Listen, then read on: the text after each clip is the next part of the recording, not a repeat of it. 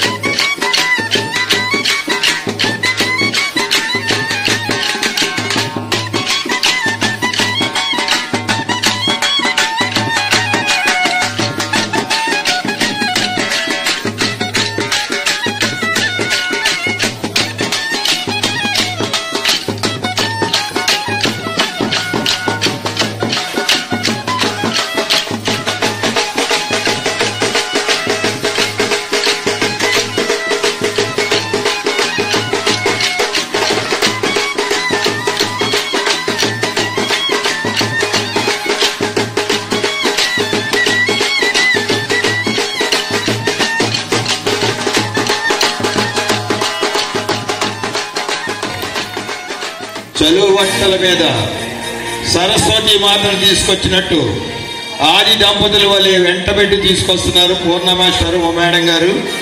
ప్రియాంకతో పాటుగా ప్రియాంకతో పాటుగా ఇద్దరు కుటుంబ సమేతాలుగా, బంధుత్వ సమేతాలుగా వేదికపైకి రావాల్సింది ఆహ్వానిస్తున్నాం.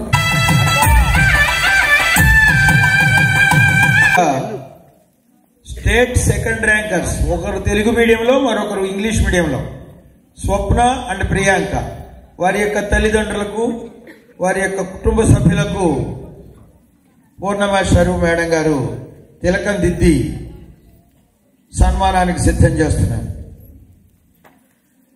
చూడండి, ఇంతకు ముందు జరిగిన సన్మానాల్లో కానీ ఇప్పుడు జరిగిన సభ్యులు పెద్ద పెద్ద గొప్ప వ్యక్తులు కాదు, సాధారణమైనటువంటి వ్యక్తుల నుంచే గొప్ప గొప్ప విజయాలు లభిస్తున్నాయి మనకి. అది కూడా మనం ప్రత్యేకంగా ఆనందించవలసినటువంటి విషయమే.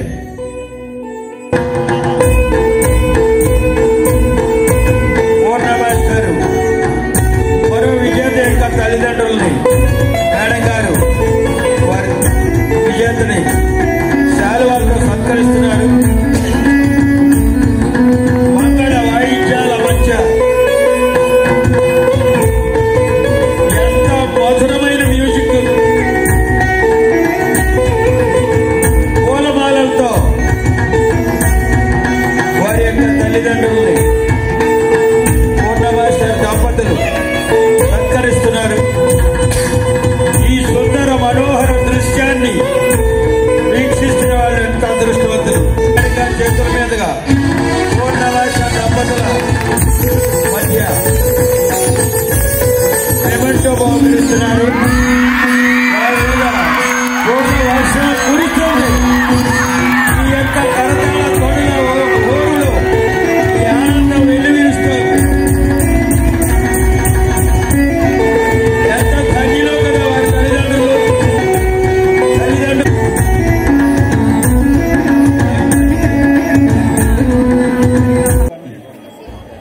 ఇప్పుడు సన్మానానంతరము నా సక్సెస్కి రీజన్ ఏందో తెలుసు. Intensive batch. ఫస్ట్ టెట్ రాసినప్పుడు 107, తర్వాత ఓన్ ప్రిపరేషన్, తర్వాత పీ బ్యాచ్లో జాయిన్ అయ్యి ఇంటికి వెళ్ళిపోయిన ఓన్ ప్రిపరేషన్ 111, తర్వాత వచ్చి పీ బ్యాచ్ కంటిన్యూ చేసి ఆ తర్వాత ఇంటెన్సివ్ తీసుకొని తర్వాత పోయి టెట్ రాసిన 130. అప్పుడు స్టేట్ టాపర్ మార్క్స్ 133, నాకు 130. ఫస్ట్ టైం ఇట్లా పేపర్లో పేరు వచ్చింది. ఇంకా అసలు ఇంట్లో అందరు చాలా హ్యాపీ. ర్యాంక్ వైజ్గా చూస్తే స్టేట్ 5th ర్యాంక్. ఆ తర్వాత ఇంటెన్సివ్ బ్యాచ్ అయిపోయిన వెంటనే వెళ్ళి ఒక ఎగ్జామ్ రాసిన, ఈవో జస్ట్ అప్లై చేసిన అంతే. అది మెరిట్లో వచ్చింది, కాకపోతే ఎగ్జామ్ క్యాన్సిల్ అయింది. జాబ్ వస్తుండే అది. మళ్ళీ కూడా ఇప్పుడు ప్రిపేర్ అయ్యి సిడిపిఓ ఈవో రాసిన. తర్వాత నెక్స్ట్ టెట్లో 138. ఇంకా అక్కడ నుంచి ఇక స్టెప్ బై స్టెప్ ఇక పెరుగుతూనే ఉన్నాయి మార్క్స్, ఎక్కడ తగ్గలేదు. ఆ తర్వాత ఎస్జిటిలో మంచిగా 2 డిస్ట్రిక్ట్స్లలో ఫస్ట్ ర్యాంక్ వచ్చింది. మేము స్టేట్ వైజ్గా ఏం చూసుకోలేదు, ఫస్ట్ ర్యాంకా సెకండ్ ర్యాంక్ అని. 2 డిస్ట్రిక్ట్లో ఫస్ట్ ర్యాంక్ వచ్చింది. వెంటనే పూర్ణసారికి మేము ఫోన్ చేసినాము, లెటర్ రాసి నాకు మనసులో మాట ఇన్ని రోజులు అంటే నాకు స్టేట్ 5th ర్యాంక్ అట్లా వచ్చినప్పుడు నేను చెప్పలేదు. ఒక ఫస్ట్ ర్యాంక్ వచ్చినాక చెప్తేనే బాగుంటుంది అని చెప్పలేదు. అప్పుడు లెటర్ రాసి సార్కి పెట్టిన. ఇక ఆ రోజు అంతా నిద్ర లేదు. ఇంకా తర్వాత ఇంకొకటి ఏంటంటే నాకు బాలలత మేడం చాలా చాలా ఇన్స్పిరేషనల్. నా డే బాలలత మేడం వీడియోతోనే స్టార్ట్ అవుతుంది. మా ఇంట్లో అందరికి తెలుసు. నా దినచర్య మేడం వీడియోతోనే ప్రతి వీడియో చూస్తా. ఎగ్జామ్ రోజు ఏమైందంటే నాకు ఫుల్ టెన్షన్, నైట్ అంతా నిద్ర అవ్వలేదు. మా ఆయనను కూడా నిద్ర అవ్వలేదు. ఇక ఎర్లీ మార్నింగ్ 4 o'clock లేచి ఇక ఫుల్ చేసిన. ఎందుకంటే నాకు ఆల్రెడీ పెళ్ళి అయింది, ఒక్కటే అవకాశం ఉంది. అవకాశాన్ని ఎట్లనైనా వినియోగించుకోవాలి, మళ్ళీ నాకు ఛాన్స్ రాదు. మనది ఎగ్జామ్ ఒక్కటే, ఈసారి ఫెయిల్ అయినామంటే మళ్ళీ నెక్స్ట్ ఎగ్జామ్కి అంటే ఛాన్స్ లేదు. ఈ ఎగ్జామ్లో ఎట్టి పరిస్థితుల్లో గెట్ ఆన్ కావాలి, జాబ్ రావాలి. నాకు నిద్ర పడతలేదు. 4 గంటలకి లేచి అద్దం ముందు నిలబడి ఏడుస్తూనే ఉన్నా. దీనికి పరిష్కారం ఏందో అర్థమవుతలేదు. బాలలత మేడంది ఒక మోటివేషన్ వీడియో పెట్టుకున్నా, 1/2 hour విన్నా, అయిపోయింది. ఇంకా మొత్తం కూల్ అయిపోయింది. ఎగ్జామ్ ముందలే ఇక మంచిగా ఎగ్జామ్ మంచిగా రాసిన చాలు. తర్వాత చిన్నప్పటి నుంచి నా ప్రిపరేషన్ ఎట్లా ఉంటుందంటే నేను మొత్తం జాయ్ఫుల్ లెర్నింగ్ అనమాట. చాలా ఇష్టంతో చదివేటప్పుడు. నేను చిన్నప్పటి నుంచి కూడా మాకు టీచర్స్ తెలుగు రైమ్స్ నేర్పిస్తే ఇంటికి వచ్చి అమ్మ జొన్న రొట్టెలు చేస్తుంటే నేను పొయ్యికాడ నిలబడి ఆ రైమ్స్ అభినయం చేసుకుంటా పాడి వినిపిస్తుండే. మాకు చెప్పిన ప్రతి లెసన్ నేను మా అమ్మకి ఎక్స్ప్లెయిన్ చేస్తాను. మా అమ్మ చదువుకోలే కానీ అన్నీ తెలుసు మా అమ్మకి. బుక్స్లలో ఏముంటాయో నేను పూసకొచ్చినట్టు చెలికకి పత్తేరని ఇంకా పోతే పత్తేరేటప్పుడు మా అమ్మతో పాటు ఆమె 2 సార్లు పట్టుకుంటే నేను 1 సార్లు పట్టుకొని ఇక రామాయణం అంటే ఇట్లుంటది అని అట్లా చెప్పేది. పరమానందే శిష్యుల కథ ఇట్లుంటది. ఆమెకు అన్నీ తెలుసు, నాకేం తెలుసో మోస్ట్లీ నేను ఆమెకు నేర్పించే ప్రయత్నం చేస్తాను. పెళ్ళైన తర్వాత మా అమ్మ లేదు కదా, మొత్తం మా హస్బెండ్కి ఎక్స్ప్లెయిన్ చేస్తాను అనమాట. ఎవరికో ఒకరికి నేను ఎక్స్ప్లెయిన్ చేయాలి, ఎక్స్ప్లెయిన్ చేస్తేనే నాకు వస్తుంది. నాకు కొంచెం రాయాలంటే బద్ధకం అనమాట. రాయమని మస్తు మంది చెప్తారు కానీ నేను రాయను. దాన్ని ఎక్కువ ఎక్స్ప్లెయిన్ చేయడానికినే ట్రై చేస్తాను. నా వల్ల మా ఆయన కూడా మస్తు ఇబ్బంది పడ్డాడు. ఆయన నేనేం చేస్తాను అంటే ప్రిపరేషన్లో ఎట్లా చేస్తాను అంటే నేను జాయ్ఫుల్ లెర్నింగ్ కదా, ఎంతసేపు చేస్తాం చదవడం అనేది ఒక 2-3 hours కాన్సన్ట్రేషన్గా బుక్ ముందు పెట్టుకొని చదువుతాం. ఆ తర్వాత బోర్ వస్తుంది. అప్పుడేం చేస్తాను అంటే మా ఆయనకి ఫోన్ చేసి నేను ఈ లెసన్స్ చదువుతాను నువ్వు విను అని నేను ఎక్స్ప్లెయిన్ చేసేది అనమాట. ఇంకా అప్పుడప్పుడు నేను మా ఫ్రెండ్స్కి ఫోన్ చేస్తాను. నాకు ఇక్కడ మొత్తం ఏపీ వాళ్ళే ఫ్రెండ్స్ ఉన్నారు. తెలంగాణ వాళ్ళైతే నా సో తినరు, ఎందుకంటే వాళ్ళకు కూడా ఎగ్జామ్ ఉంది కదా. ఏపీ వాళ్ళకి మా ఫ్రెండ్స్కి ఫోన్ చేసి వాళ్ళు నువ్వు నన్ను క్వశ్చన్స్ అడగాని అట్లా అడగమని చెప్పేది. ఆమె అడిగిన క్వశ్చన్స్కి నేను ఎన్ని చేస్తున్నా ఎన్ని చేస్తలేను. తర్వాత నాకు ఎక్స్ప్లెయిన్ చేయాలనిపించిన టాపిక్ నేను చెప్పేదాన్ని వాళ్ళు కూడా వినేవాళ్ళు. అయితే నేనేం చేస్తాను అంటే అంట్లు తోమేటప్పుడు టైం వేస్ట్ అవుతుంది కదా, వీడియో పెట్టుకొని ఆ క్లాస్ వినుకుంటా అంట్లు తోముతాను అనమాట. అంటే పని చేసేటప్పుడు కూడా టైం వేస్ట్ చేయను. మనకు ఒకలాగా బోర్ కొడితే దాన్ని ఇంకొకలాగా నేను నేర్చుకుంటా కానీ నేర్చుకోవడం మాత్రం ఆపను. తినడం, చదవడం, పడుకోవడం, ఈ 3. అయితే మనకి డిస్టర్బెన్స్లు అవుతాయి. ఫోన్ అంటే ఎవ్వరు ఆగరు, నేను కూడా ఆగను. అందుకోసం ఏం చేసిన అంటే ఫోన్ తీసేసిన. తర్వాత టీవీ ఉంటే నాకు సినిమాలు అంటే ఇక టీవీ ఉంటే చూస్తూనే ఉంటాం. టీవీ లేదు మా ఇంట్లో, టీవీ లేదు, ఫోన్ లేదు, ఏం లేదు. ఇంట్లో నేను బుక్స్, ఇంటి నిండా బుక్స్. ఇక బోర్ కొడితే తినడం, చదవడం, పడుకోవడం, ఈ 3 అంశాలే. ఇక నాకు కుసుమక్క అంటే చాలా ఇక పిచ్చా అనమాట. మన ప్రగతి ఫొటోస్ స్టేట్ ఫస్ట్ ర్యాంకర్స్ అవి ముందర పెట్టుకొని వాళ్ళని ఆరాధిస్తా అనమాట. మా నాగర్ కర్నూలు అన్ననే శ్రీకాంత్ అన్న ఇట్లా ఫస్ట్ ర్యాంక్ వచ్చి టెట్లు అన్నట్టు ప్రతి ఒక్కరివి వాళ్ళ వీడియోస్ చూసి బోర్ కొడితే ఆ పని చేస్తాను అనమాట. లేదంటే చదవడం, ఇంకోలాగా చదవడం, ఏదో రకంగా చదవడం. మా ఇంట్లో ఇప్పటికే ఉంటుంది, ఒక గోడకి నేను అక్క పెట్టుకున్నా స్టేట్ ఫస్ట్ ర్యాంక్ ఎట్లైనా సరే సాధించాలని. అట్లా ఉండే అనమాట పిచ్చి నాకు. మా అమ్మ నాన్నని స్టేజ్ మీద కూర్చోబెట్టాలనేది నా కళ. నాకు చాలా జీవితం ధన్యమైనట్టుగా ఉంది. ఓన్లీ సైన్స్ అనుకుంటా 800 బిట్లు ఖర్చు పెట్టాం ఒకే రోజు, ఇక పొద్దున్నుండి సాయంత్రం దాకా రాయటం. అది మీరు ఎందుకు ఉపయోగించుకోకూడదు అని చెప్పేసి చిన్న విషయం చెప్తా. అయితే నేను ఏపీ బ్యాచ్ లో జాయిన్ అయినా కదా, నేను అప్పుడు బ్యాచ్ లో జాయిన్ అయినప్పుడు మొత్తం ఇది ఏపీ వాళ్ళదే ఉంది కదా, నాకు ఏం ఉపయోగపడుతుంది అని అనిపించింది, ఒక్కొక్కసారి అనిపించింది. కానీ బ్యాచ్ అంతా అయిపోయినాక నాకు చాలా సాటిస్ఫాక్షన్ ఉంది. ఎగ్జామ్ లా క్వశ్చన్స్ వచ్చినాయి, అవి మన తెలంగాణ తెలుగు అకాడమీ, నేను మొత్తం అకాడమీ బుక్స్ ప్రిపేర్ అయినా, అందులో లేవు. అసలు నాకు షాక్ అయినా. బుక్స్ అవి నేను ఎగ్జామ్ లో క్వశ్చన్ పెట్టినా, ఎందుకు పెట్టినా అంటే ఇక్కడ ఏపీ బ్యాచ్ లా తెలుగు నిర్వచనాలు మెథడాలజీలా అవి వాళ్ళ బుక్స్ లో ఉన్నాయి, మనకు అడిగారు. సైన్స్ లో కూడా అయస్కాంతాలకు సంబంధించిన క్వశ్చన్ ఏపీ వాళ్ళ క్వశ్చన్ మనకు అడిగారు. అది ఏపీ వాళ్ళది తెలంగాణ వాళ్ళది అట్లా ఏమి ఉండదు. ఏ బ్యాచ్ అంటే ఆ బ్యాచ్ లో జాయిన్ కావాలి. మొత్తం సిలబస్ ఒకటే, ఎస్జిటి అంటే సమగ్రమైన సిలబస్, ఖచ్చితంగా నేర్చుకోవాల్సిందే. ఏదన్నా మిగిలింది ఉంటే తర్వాత కవర్ చేసుకుంటాం, అంతేగాని పనికిరాదు అనేది అనుకోకూడదు అనమాట. ఎక్కడ అసలు మనకు కావాల్సిన సిలబస్ ఎక్కడ దొరికినా వేటాడేసుకోవడమే. నమస్కారం, నా పేరు మల్లేశం, వయసు స్వప్న, మామయ్య తిరుపతయ్య, అత్తమ్మ మరమ్మ. మాది పూర్ ఫ్యామిలీ. మా అత్తమ్మ వాళ్ళది కూడా చాలా పూర్ ఫ్యామిలీ. వ్యవసాయం ఒకటే వాళ్ళకి ఆధారం. మాకు కొద్దిగా వ్యవసాయ పొలం ఉంటే అది కూడా అక్కడ ఒక ప్రాజెక్ట్ వచ్చి అది కూడా దాంట్లో వెళ్ళిపోయింది అనమాట. నేను 10th క్లాస్ వరకు చదువుకున్నా. ఆ తర్వాత చదువుదామంటే కూడా ఇంట్లో చదివించే పరిస్థితి లేదు. ఇంకా అన్న వాళ్ళతో పాటు నేను కూడా పని చేసిన అట్లా ఇట్లా. కానీ ఎక్కడైనా న్యూస్ పేపర్లో ఇప్పుడు మేడం వాళ్ళు వచ్చినట్టు, డిఎస్పీ వాళ్ళు వచ్చినట్టు అలా ఇంటర్వ్యూస్ వస్తుండే. ఆ ఇంటర్వ్యూ చేసినప్పుడు చాలా మోటివేషన్ అనిపిస్తుండే. అన్ని చదువుతుంటే ఏదైనా కొన్ని పేపర్ కటింగ్స్ ఉంటే కూడా కట్ చేసుకొని దగ్గర పెట్టుకుంటుంటే. అట్లా యావరేజ్ స్టూడెంట్నే. కాంపిటేటివ్ ఎగ్జామ్స్ గురించి నాకు ఒక మేడం చెప్పింది. నేను కోటిలో వర్క్ చేసింది నార్మల్గా. అక్కడ ఒక మేడం చెప్పింది నాకు, ఇట్లా కాంపిటేటివ్ ఎగ్జామ్స్ ఉంటాయి, చదువుకోవాలి నువ్వు అని నాకు బుక్స్ ఇప్పించింది. నాకు ఒక్క ముక్క రాదు అందులో. అయినా సరే మేడం ప్రోత్సహిస్తుంది కదా అని చెప్పి అలా ఏదో ప్రయత్నం చేసేవని. ఆ ప్రయత్నం ఏం వృధా అవ్వలేదు. ఇంకా కొన్ని ఇయర్స్ తర్వాత ఇస్రో అందరికి తెలుసు అనుకుంటా, ఇండియన్ స్పేస్ రీసెర్చ్ ఆర్గనైజేషన్. దాంట్లో డ్రైవర్ పోస్టులు పడితే నేను అప్లై చేశాను. ఫస్ట్ టైం అప్లై చేశాను అండ్ పోస్ట్ కూడా వచ్చింది. ఇక మా ఫ్యామిలీలో ఒక ఉద్యోగం రావడమే ఫస్ట్ టైం. వెనక ముందర ఎవరు లేరు. ఇంకా అలా ఉన్న తర్వాత మా మిస్సెస్ సంబంధం వచ్చింది. తర్వాత ఆమె ఎడ్యుకేషన్ చూసే పెళ్లి చేసుకున్నా ఫస్ట్ ఆఫ్ ఆల్. ఎందుకంటే ఇట్లాంటి వాళ్ళను ఎంకరేజ్ చేయాలి కంపల్సరీ. ఎవరో చేసుకొని వాళ్ళు అంటే వాళ్ళకు కూడా వ్యవసాయ పొలము అలా ఉన్నప్పుడు వాళ్ళు ఎంకరేజ్ చేయకపోవచ్చు, ఇంకేదైనా ఇబ్బంది కావచ్చు. అందుకని నేనైతేనే కరెక్ట్ అనిపించింది. ఇంకా కట్నం గురించి ఏం ఆలోచించలేదు, పెళ్ళి చేసుకుంటా అని చెప్పేసిన.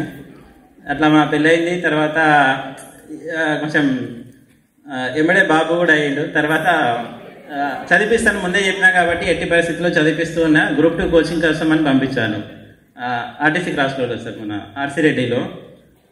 అక్కడ వెళ్ళింది 1 month 2 monthsకి ప్రెగ్నెంట్ అని చేసిన తర్వాత ఆమె వెళ్ళలేకపోయింది. 2 బస్సులు ఎక్కి దిగి అట్లా మారాల్సి వస్తుండే, వెళ్ళలేకపోయింది.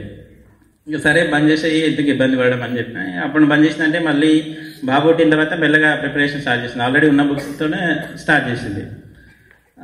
అలా చదువుతూ ఉన్న తర్వాత నోటిఫికేషన్ ఇది వస్తుంది అని చెప్పేసి వచ్చింది, కొద్దిగా న్యూస్ వచ్చింది. తర్వాత ఆమెకు తెలిసిన వాళ్ళు ఇక్కడ అవనిగడ్డలో కోచింగ్ డిఎస్సికి చాలా ఫేమస్ అని చెప్పారంట. నేనైతే ఎప్పుడు వినలే, అవనిగడ్డ అనే పేరు అనేది నాకు తెలియదు సార్. మా మిస్సెస్ చెప్తేనే తెలిసింది, అప్పటి వరకు నాకు తెలియదు. సరే ఓకే పర్లేదు చదువుకో అని చెప్పాను. ఎందుకంటే ముందే మాటించాను ఆమెకు, చదివిస్తాను కంపల్సరీ, ఎట్టి పరిస్థితుల్లో చదివిస్తాను అని చెప్పాను. ఇంకా పంపించాను. అప్పుడు వచ్చింది, కొన్ని రోజులు ఉన్నది.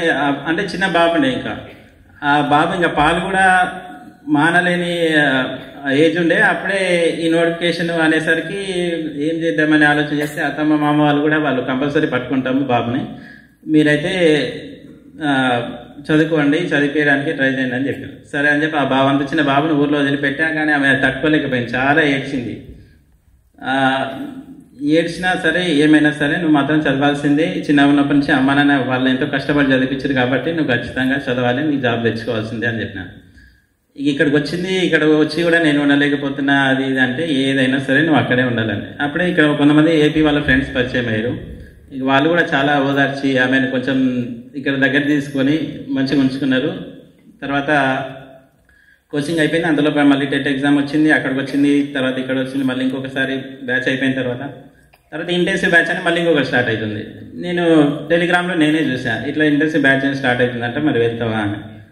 ఎందుకు ఆల్రెడీ తీసుకున్నా కదా అంటే, లేదు ఈ బ్యాచ్ వల్ల నీకు ఒక్క మార్క్ పెరిగినా సరే ఒక 10-20 వేలు ఎంత కష్టమైనా పర్లేదు, నీకు ఒక్క మార్క్ పెరిగితే చాలా నాకు సంతోషం జరిగింది. ఎందుకంటే ఒక మార్కే కదా డిసైడ్ చేసేది జాబ్ని, అందులో 0.1 కూడా డిసైడ్ చేస్తుంది. ఇప్పుడు స్టేట్ ఫస్ట్కు ఈమెకు 0.87 డిఫరెన్స్.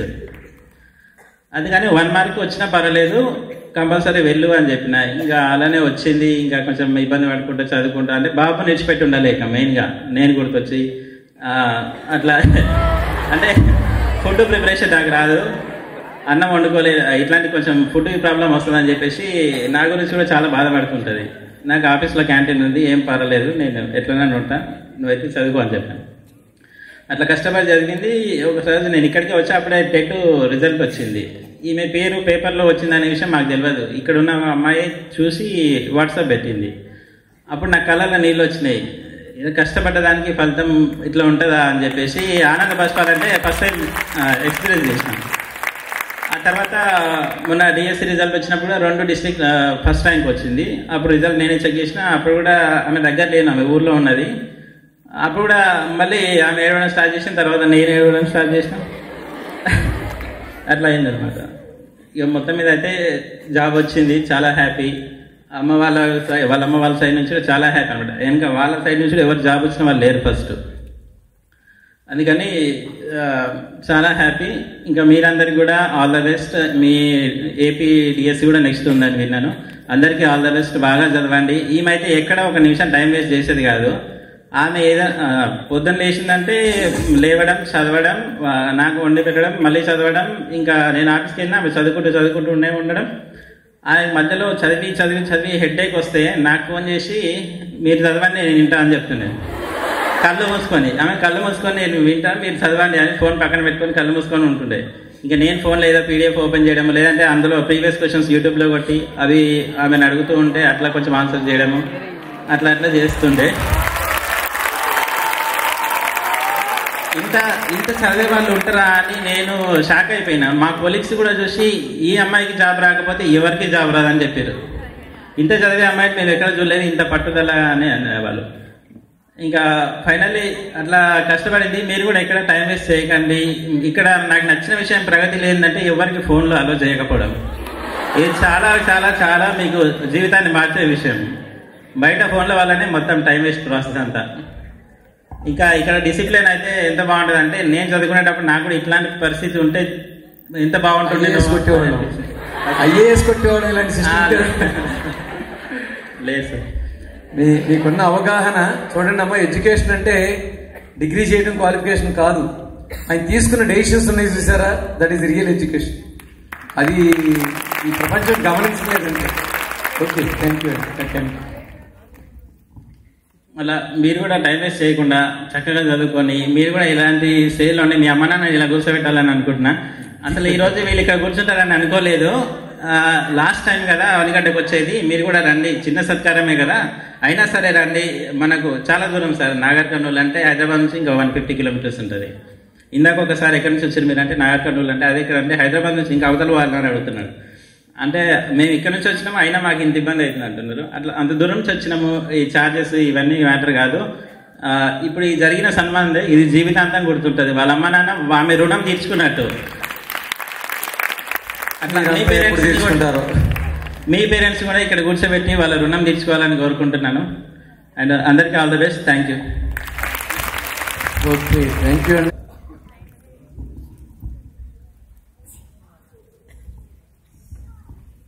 నాకు చదువు రాదు సార్. కొన్ని దినాలు జీతాలున్నా కష్టపడినా ఈ పిల్లల మంచిగా చదివిపించిన. మాకు 2.5 ఎకరాల భూమి ఉంది, బోర్ ఉంది. కష్టం చేస్తే కూరగాయలు పత్తి పెట్టుకొని కష్టపడి బతుకుతాము. వాళ్ళనైతే తిప్పలు పెట్టే చదివిపించిన శాతనంటే చదువు అని చెప్పిన. పెళ్లి రోజు ఆయన కూడా అడిగిన చదివిపిస్తా అన్నాడు. చదివిపిస్తాంటేనే చదివించుకున్న ఖచ్చితంగానే ఇచ్చిన. చదివించుకున్నాడు ఆయన కూడా సాయం చేసినాడు. మేము కూడా బాబు పుట్టినా కూడా బాబుని పుట్టినాం, సాధించినాం. ఇలా 5 ఏళ్ళ కొడుకు మంచిగా ఉండు సార్. అందరికీ రాని మంచిగా రాని నా బిడ్డలాగా అందరు రాని అమ్మా, అందరు మంచిగా చదువుకోరు. థ్యాంక్ యూ అండి. మీ అంటే ఇక్కడ ఇది ఒక పులకించినటువంటి టైం. ఆ ఆశీర్వాదం చాలా బలంగా పనిచేస్తుంది. అందుకే మరీ అడిగి నేను ఆశీర్వదించడానికి కారణం ఏ క్షణాన ఏ వాక్యం వల్ల ఏ జీవితం సక్సెస్ అవుతుంది అనే ఆశతో చేస్తున్నటువంటి పనిదంతా కూడా. సంఘంకి వెళ్ళి హైదరాబాద్ తీసుకుపోయి మా యాదవులతో కూడా తండ్రికి సన్మానం చేసిరు. మా ఎమ్నార్ల కలెక్టర్తో సన్మానం చేసిరు. ఇక అప్పుడు కూడా జాబ్ వచ్చినంత వరకు చదివేయాలని అనుకున్నాం మేము. ఇక అనుకోకుండా ఇంటర్ చేసింది, టీటీ చేసింది. టీటీసీలో మంచి మార్కులు వచ్చినాయి. 10th మంచిగా వచ్చిందని మాకు ఇంటర్ ఫ్రీ ఇచ్చిరు. మళ్ళీ తర్వాత టీటీసీ కోచింగ్ ఫ్రీ ఇచ్చిరు సార్. అక్కడ నాగర్ కర్నూలులో మంచిగా ఇచ్చిండు సారు. అప్పుడు కూడా మార్కులు మంచిగా వచ్చినాయి. టీటీసీ మార్కులు రాకముందే మళ్ళీ మాకు టెట్ ఇచ్చిండు. టెట్లో కూడా 110 మార్కులు వచ్చినవి. మా పాపకి ఎట్లయినా జాబ్ వస్తుంది, మేము పెళ్లి చేయొద్దని ఫిక్స్ అయినాం. అయినా కానీ ఇంకా మాకు టెట్ మార్కులు ఇచ్చిండు. కానీ టీఎస్ ఛాన్స్ ఇవ్వలే. అప్పుడు వచ్చే జాబు అప్పటి నుంచి ఇప్పటి వరకు వెయిటింగ్లు ఉన్నాం. ఇక తర్వాత ఇక మా పాప ఏమనేదంటే, మేము జూన్ నెలలో వస్తే ఇత్తనాలు వేసేమనేదంటే, ఎందుకు ఇంట్లో వచ్చి చింత చేస్తుర్రు, వర్షం పడలేదని, మీకు ఏం పని రాదా, ఇదే పని వస్తుందా అని అంటుండే. మేము చదువుకోలేక బిడ్డ నువ్వు చదువుకో అని వాళ్ళ నాయన చెప్తుండే. అయితే ఏమంటుండే, కాదు నాయన మీ అమ్మ మీ నాయన ఎందుకు చదివియలేదు అంటే, మేము చిన్నగా ఉన్నప్పుడు గొర్రెల కాడ 100 రూపాయలకు సంవత్సరం జీతం ఉన్నాం బిడ్డ అంటుండే. అంటే నాయన చదువుకోవాలి, దొంగలు దోసుకునేది కాదు, దొర్రలు గుంజుకునేది కాదు, అన్నదమ్ములు పాలు పంచుకునేది కాదు, ఒకరికి చెప్తే అయిపోయేది కాదు, చదువుకోవాలి నాయన, నేను మాత్రం నేను ఖచ్చితంగా చదువుకుంటా నాయన అని చెప్తుండే. ఆ మాటకు మేమైతే మస్తు ఆనందపడిపోతుంటే. తర్వాత ఇంకా అబ్బాయి వాళ్ళు వచ్చిరు, పాప మంచిగా ఉంది చదువులు చేసుకుంటామని వచ్చారు. గవర్నమెంట్ ఎంప్లాయీ వచ్చింది, బిడ్డ ఇస్తా మనం ఇస్తా అంటే, ఒకరి వీర ఆధారపడి నువ్వు ఎట్లా చేస్తావు నాయన పెళ్ళి అని మా ఇంట్లో 1 నెల రోజులు ఇంట్లో మేమే ఇట్లా అదే అయిపోయినాం. అంటే లేదు జాబ్ వచ్చింది కదా, మళ్ళీ మన ఇంటికి వచ్చిన అవకాశం మళ్ళీ రాదు కదా, మనమే ఒకరింటికి పోకుండా మన ఇంటికే వచ్చింది, వాళ్ళు నీకు జాబ్ లేకపోయినా చేసుకుంటా అని అన్నప్పుడు కదా ఇస్తే సాకుంటాడు కదా బిడ్డ అంటే, ఇక ఆయన కూడా మా ఎంప్లాయీ కూడా నేను ఒప్పుకుంటా చదివిస్తా అన్నాడు. ఆయన మాట ఇచ్చిండు. మేము కూడా హెల్ప్ చేసినాము, ఆయన కూడా మస్తు హెల్ప్ చేసిండు. తర్వాత ఎంబడే బాబు పుట్టిండు. బాబుకి సంవత్సరం కాలేదు. పాలు చీకే బాబుని నైటే తీసుకొచ్చి నోటిఫికేషన్ వేస్తురు. తప్పకుండా ఆ రోజు అన్నది నేను నోటిఫికేషన్ వేసిరమ్మా బాబుని పట్టాలంటే, నేను వ్యవసాయం ఎట్లా చేయాలి, ఇంకా 2 పిల్లలు ఉన్నారు, మాది వెళ్ళదు కదా, కూలి చేసుకునే బతుకు కదా అంటే, నువ్వు పెళ్ళి ఎందుకు చేసినావని కొట్లాడింది. సరే అని చెప్పేసి మేము ఎద్దులను తీసుకుపోయి సంతలో పెట్టి ఒక పారి ఏడ్చి ఎద్దులను అమ్మేసి బాబుని సాకుతాను ఒప్పుకొని తల్లి అక్కడ ఆనగడ్డల తల్లి హైదరాబాద్లో భర్త, బాబు నాగర్కర్నూలు మా దగ్గర బిదినపల్లిలా. పిల్లగాడు పాలుకు ఎట్లా చేయాలనో మాకు అర్థమవుతలేదు. మస్తు బాధపడినాం. ఇంకా ఆ బాబు ఒక రోజు మస్తు సుస్థ అయింది. 3 రోజులు గ్లూకోజులు పెట్టినాం హైదరాబాద్లో. ఆమె ఆనగడ్డలు ఉంది. నాగర్కర్నూలుకి వాళ్ళ నాయనని తీసుకుపోయినాం. ఏం తింటావు చిన్న అంటే, ఇడ్లీ తింటా అంటే ఒక హోటల్కి వెళ్ళాం. హోటల్కి వెళ్తే ఒక ఇడ్లీ తీసుకొచ్చిన వాళ్ళ డాడీ ముంగల పెడితే మొత్తం బెంచ్ నిండా వాంతికి వేసుకుండు. అప్పుడే వాళ్ళ అమ్మ ఎట్లనో ఈ సార్ దగ్గరని వారి దగ్గర ఫోన్ తీసుకుని ఫోన్ చేసింది. అమ్మకి ఒక ఫోను, చిన్నగాడు బాగుందంటే బాగుండు, మీ అమ్మ లేదు, దూరం బాత్రూమ్ కాడ ఉంది, ఆడ ఉంది, చిన్నగాని దగ్గర ఉంది అని చెప్పిండు. అవద్దని చెప్పినాం.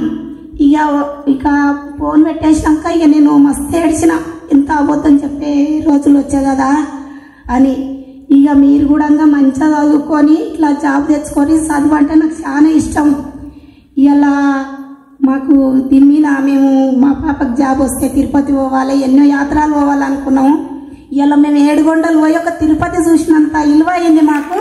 ఈ సార్ దగ్గర వచ్చినామంటే మా జన్మం ధన్యవాదం అయింది. సార్లు ఇంకా మా బిడ్డ మమ్మల్ని ఇచ్చారు దీని మీద తోలుకొచ్చిందంటే ఇంకా మాకు అవును గడ్డ అయితే మేము ఏంటికి వస్తాం మేము చదువుకోలే మేము ఇక్కడ రాం కదా ఇంత యాత్రలు వచ్చినామంటే విజయవాడ వచ్చినామంటే ఇక మాకు ఆనందం చాలు సారిగా మీరు కూడా ఇట్లనే చదువుకోరి మన ఫ్యామిలీలో అందరు హెల్ప్ చేయరు చేసేటోళ్ళు ఒక్కరే ఉంటారు వాళ్ళని పట్టుకొని చేస్తూనే ఉండాలి అత్తమావదాన్ని ఉండాలి తల్లిదండ్రులతో ఉండాలి భర్తదాన్ని ఉండాలి మీరైతే టైం వేస్ట్ చేసుకోకూరి ప్రతి ఒక్కరు జాబ్ తెచ్చుకోరి మంచిగా చదువుకోరి మస్తు జాబులు వేస్తుర్రుగా నాకు ఇవాళ మీ మొత్తానికి మీరు ఏదో నక్కం దొక్కారో దాంట్లో పల్లెటూరులో ఎన్ని మంచి స్పీచెస్ పెట్టినా చూడండి ఆవిడ ఎంత ధారాళంగా ఇందాకన్నానే చిన్నప్పుడు ఇలాంటి క్యాంపస్లో పెడితే ఐఏఎస్ కొట్టేవాళ్ళు అని చెప్పేసి మీరు ఎంత మంచి స్పీకర్స్ చూడండి చాలా సంతోషంగా ఉంది ఈరోజు ఇంతమంది యొక్క ఇన్స్పిరేషన్ తీసినందుకు ఓకేనమ్మా thank you God bless you